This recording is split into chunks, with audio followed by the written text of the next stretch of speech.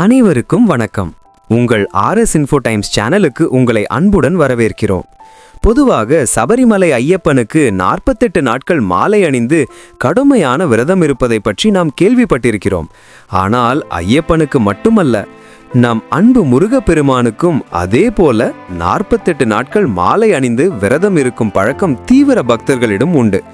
முருகனிடம் நாம் முன்வைக்கும் வேண்டுதல்கள் நிச்சயம் நிறைவேற வேண்டும் என்ற நம்பிக்கையில்தான் இந்த மகா கந்த சஷ்டி விரதத்தை பக்தர்கள் மேற்கொள்கிறார்கள்.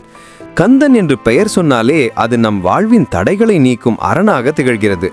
அப்பேற்பட்ட முருகனின் அருளை பெற நிறைத்ததை நிறைவேற்ற இந்த மகா கந்த சஷ்டி விரதம் ஒரு சக்தி வாய்ந்த வழியாக கருதப்படுகிறது.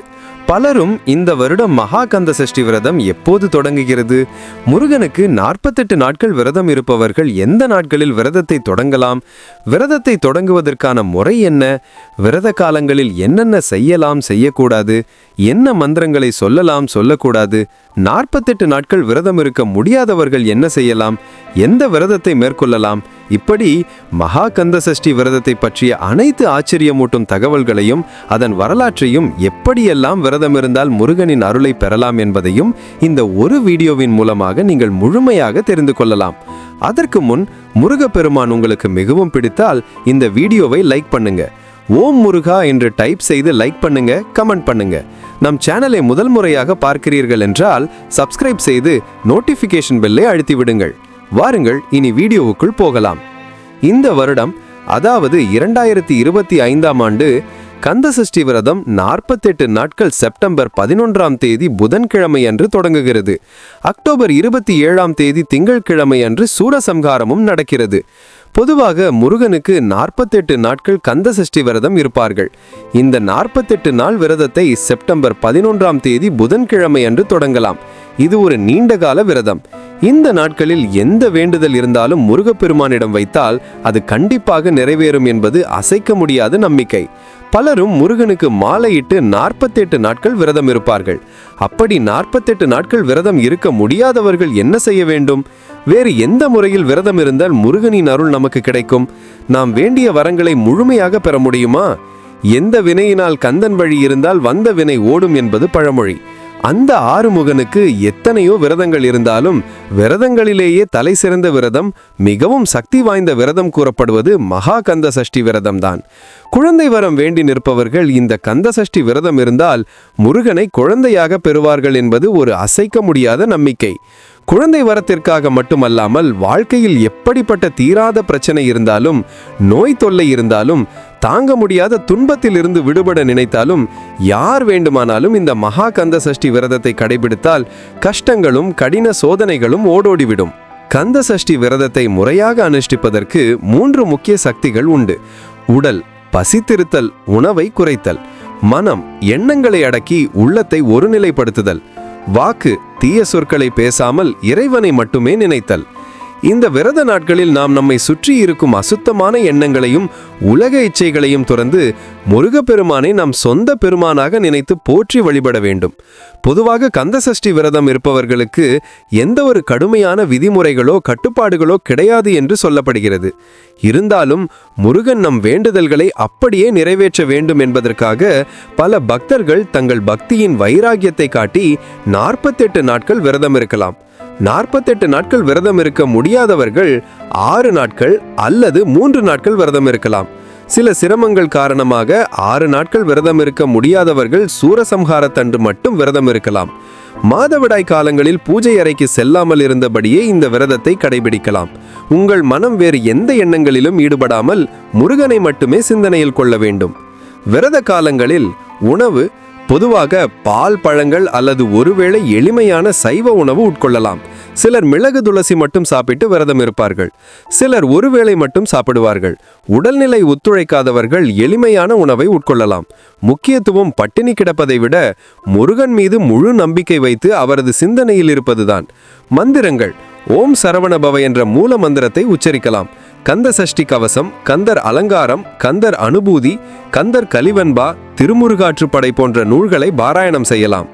விரதத்தை நிறைவு செய்தல் வழக்கமாக 6வது நாள் சூரசம்ஹாரம் பார்த்த பிறகு 7வது நாள் திருக்கல்யாணம் முடிந்ததும் அதை முடித்துவிட்டு படையலிட்டு உணவு அருந்தி விரதத்தை நிறைவு செய்வார்கள். விரதம் மேற்கொள்ளும் போது தண்ணீர் அதிகமாக எடுத்துக்கொள்ளுங்கள். விரதத்தை மிகவும் சிறப்பாக அனுஷ்டிப்பதற்கு சில விதிமுறைகள் உண்டு. செய்ய வேண்டியவை: குளித்தல். தினமும் ஒரு முறை குளிர்ந்த நீரில் குளிப்பது சிறப்பு. பூஜை. முருகப்பெருமானுக்கு அபிஷேகம் செய்யலாம்.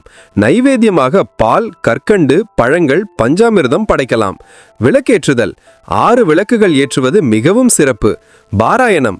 கந்த சஷ்டி கவசத்தை காலை மாலை இருவேளையும் படியுங்கள். அது மட்டுமின்றி சண்முக கவசம், முருக கவசம், திருப்புகழ் போன்றவற்றையும் படித்து வழிபடலாம். எளிய உணவு. முடிந்தால் தினமும் ஒருவருக்கு எச்சில் படாத உணவை தானம் செய்யலாம். தானம். உடல்நிலை ஒத்துழைக்காதவர்கள் எளிமையான உணவை உணருங்கள். சங்கல்பம். விரதத்தை தொடங்கும் போது கோவிலுக்கு சென்று சங்கல்பம் செய்து காப்பு கட்டி தொடங்கலாம். செய்யக்கூடாதவை: அசைவம். சஷ்டி விரத நாட்களில் கண்டிப்பாக அசைவ உணவுகளை தவிர்க்க வேண்டும். தம்பதியர் உறவு. விரத நாட்களில் தம்பதியர் உறவு கொள்ளக்கூடாது. தூக்கம். இரவில் கம்பளம் அல்லது கட்டிலில் இருந்து தரையில் பாய் விரித்து உறங்குவது நல்லது. மனக்கட்டுப்பாடு. மனம் வேறு சிந்தனைகளில் ஈடுபடாமல் முருகனை மட்டுமே சிந்திக்க வேண்டும். கோபத்தை கட்டுப்படுத்த வேண்டும். எச்சில் உணவு. மற்றவர் எச்சில் பட்ட உணவுகளை தவிர்ப்பது நல்லது. விரதத்தில் ஒரு சிறப்பு: சிலர் முதல் 5 நாட்கள் பால், பழம், பலகாரம் சாப்பிட்டு விரதம் மேற்கொள்வார்கள். இறுதி நாள் உபவாசம் இருப்பார்கள். உடல்நிலை சரியில்லாதவர்கள் முதல் 5 நாட்கள் பகலில் ஒருவேளை மட்டும் உணவு உண்டு 6ஆம் நாள் உபவாசம் இருக்கலாம். பூரண உபவாசம். சஷ்டி அன்று, அதாவது சூரசம்ஹாரத்தன்று பூரண உபவாசம் இருந்து முருகப்பெருமானை தரிசனம் செய்துவிட்டு பிறகு படையலிட்ட உணவை அருந்தி விரதத்தை நிறைவு செய்வது மிகச் சிறந்தது.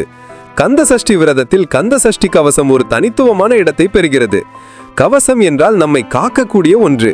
போர் வீரர்களுக்கு அவர்களின் கவசங்கள் எப்படி பாதுகாப்பு அளிக்கிறதோ அதே போல முருகன் நம்மை பல ஆபத்துகளிலிருந்து காக்க இந்த கந்த சஷ்டி கவசம் உதவுகிறது. கந்த சஷ்டி கவசத்தை காலை மாலை இருவேளைகளும் படித்தால் முருகனின் அருளை நேரடியாக பெற்றுத்தரும். சண்முக கவசம், முருக கவசம், திருப்புகழ் போன்றவற்றையும் படித்து வழிபடலாம். இவற்றையெல்லாம் படிக்க முடியாதவர்கள் கூட ஓம் சரவணபவ என்ற மூல மந்திரத்தை மனதில் உச்சரித்து வந்தால் போதுமானது. இந்த மந்திரமே முருகனின் அத்தனை அருளையும் பெற்றுத்தரும். குழந்தை வரம் பெறுவதற்கான சிறப்பு: குழந்தை வரம் விரும்புவோர் மிளகு மட்டும் சாப்பிட்டு துளசி இலைகளை சாப்பிட்டு விரதம் இருந்து முருகனை மனமுருக வேண்டிக் கொள்ள முருகன் குழந்தையாக அவதரிப்பார் என்பது ஒரு அசைக்க முடியாத நம்பிக்கை. தோஷங்கள் நீங்க. சஷ்டி விரதத்தை முறையாக அனுஷ்டிப்பதால் வாழ்வில் உள்ள கஷ்டங்களும் கடின சோதனைகளும் ஓடிவிடும். திருமணம் கைகூடும். எதிரிகள் தொல்லை விலகும். கடன் தொல்லை நீங்கும். மகப்பேறு, பல்வேறு ஆரோக்கியம், செல்வம், ஆரோக்கியம் என அனைத்தையும் பெற்று வாழ்வில் நிம்மதியும் சந்தோஷமும் கூடும். 21 நாட்களின் முக்கியத்துவம். ஜோதிட ரீதியாக பார்த்தால் நவகிரகங்களில் சந்திரன் என்ற கிரகத்துக்கு 2 என்ற எண்ணும் சூரியனுக்கு 1 என்ற எண்ணும். இந்த 2 எண்களை கூட்டினால் 3 வருகிறது. எனவே முருகனுக்கு 21 நாட்கள் விரதம் இருப்பது மிகவும் சிறப்பாக கருதப்படுகிறது. இந்த 21 நாட்களும் சக்தி ஸ்வரூபமாக முருகப்பெருமானுக்கு விரதம் இருந்தால் நாம் வேண்டிய அனைத்தையும் நிச்சயம் பெறுவோம். நினைத்தது நடக்கும். பொதுவாக சஷ்டி விரதம் இருப்பவர்கள் முருகப்பெருமானின் 6 படை வீடுகளில் முதன்மையான இடமான திருச்செந்தூரை தரிசிப்பது மிகவும் முக்கியத்துவம் வாய்ந்தது. 6ஆம் நாள் சூரசம்ஹாரத்தன்று திருச்செந்தூரில் சூரனை வதம் செய்து வெற்றி கோமானாக முருகப்பெருமான் தரிசனம் கொடுப்பார்.